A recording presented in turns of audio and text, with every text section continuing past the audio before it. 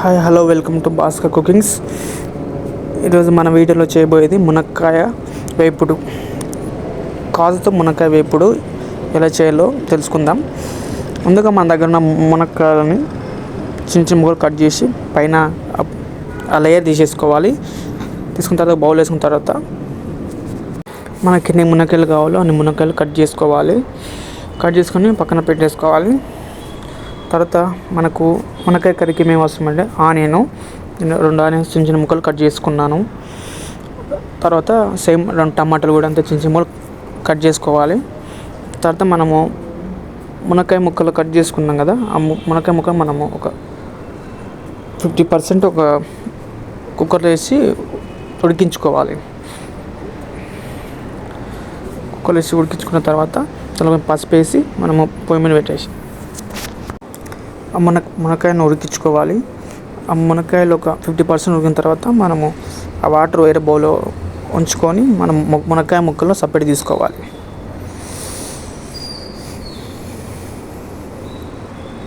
మునక్కాయ ముక్కలు సపరేట్ తీసుకున్న తర్వాత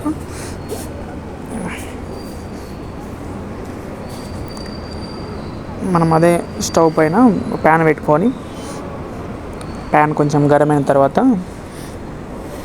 ఆయిల్ వేసుకోవాలి. ఆయిల్ ఎక్కువ వేసుకోవద్దు, కొద్దిగా ఆయిల్ వేసుకోవాలి.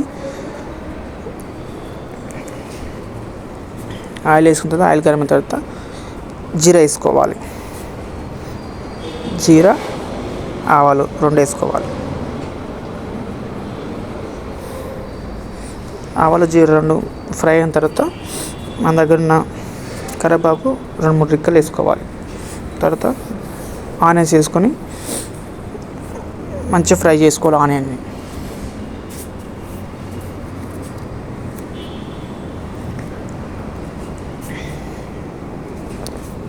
మంచిగా ఫ్రై చేసుకోవాలి. మనకు ఆనియన్స్ కొంచెం కలర్ చేంజ్ అవుతుంది కదా, అంతవరకు ఆనియన్ ఫ్రై చేసుకోవాలి. ఆనియన్ ఫ్రై అయిన తర్వాత టమాటా మనం కట్ చేసి పెట్టుకున్నాం కదా, ఆ టమాటా మొత్తం వేసేసుకోవాలి.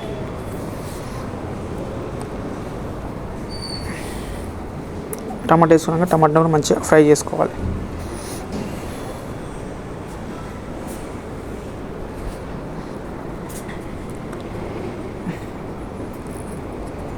టమాటా మంచిగా ఫ్రై చేసుకోవాలి.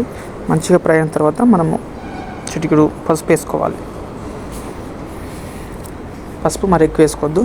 ఆల్రెడీ మనము మునక్కాయలు ఉడికేటప్పుడు పసుపు వేసుకున్నాం కదా, కొంచెం పసుపు వేసుకొని ఇప్పుడు కలుపుకోవాలి.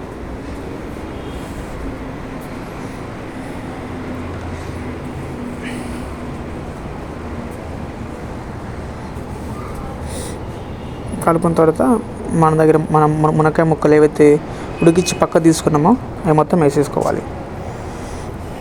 అవి హాఫ్ ఉడికింటాయి కదా,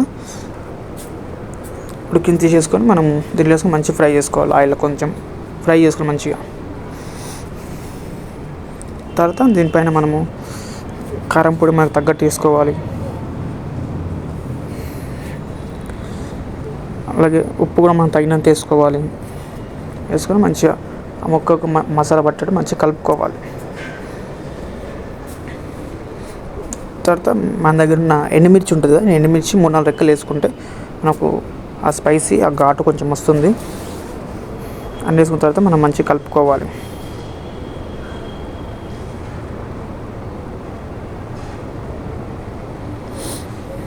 మసాలా అన్నీ మంచిగా ముక్క కొట్టడం మనం మంచిగా కలుపుకోవాలి. మరి ఎక్కువ గట్టిగా కలిపితే మునక్కాయలు మొత్తము విరిగిపోయే అవకాశాలు ఉంటాయి కాబట్టి మనం మెల్లగా మంచిగా మునక్కాయని మంచిగా కలుపుకోవాలి.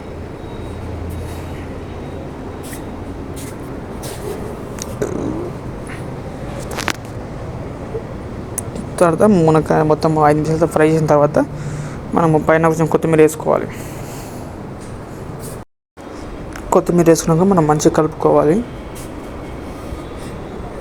కొత్తిమీర వేసిన తర్వాత మన వేపుడు అయిపోయినట్టే. మనం మునక్కాయ వేపుడు నేను ఒక బౌల్లో తీసుకుందాము.